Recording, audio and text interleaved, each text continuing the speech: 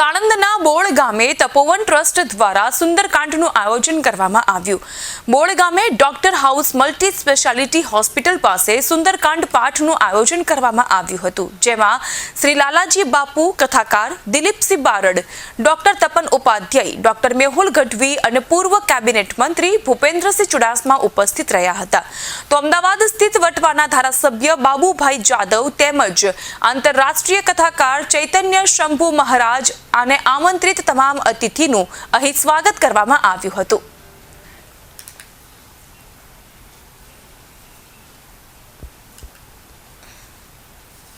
હનુમાન જયંતિ અને રામનવમી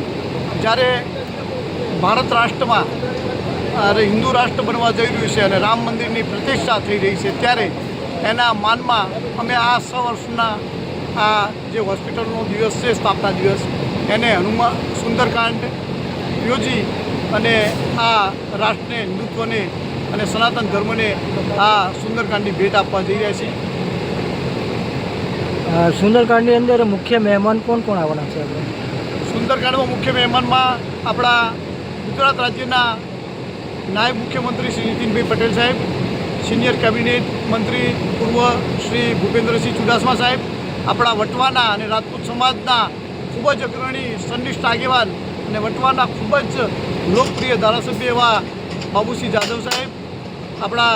સાણંદ વિરમગામ સાણંદ બાવળા ધારાસભ્ય શ્રી કનુભાઈ પટેલ, આપણા વિરમગામના લોકલાડીલા યુવા ધારાસભ્ય શ્રી હાર્દિકભાઈ પટેલ, આપણા ધોળકાના ધારાસભ્ય શ્રી કિરીટસિંહ ડાભી, ધંધુકાના ધારાસભ્ય શ્રી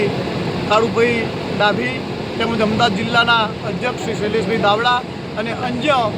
ભારતીય જનતા પાર્ટીના અને સરકારના પ્રતિનિધિઓ આવવાના છે।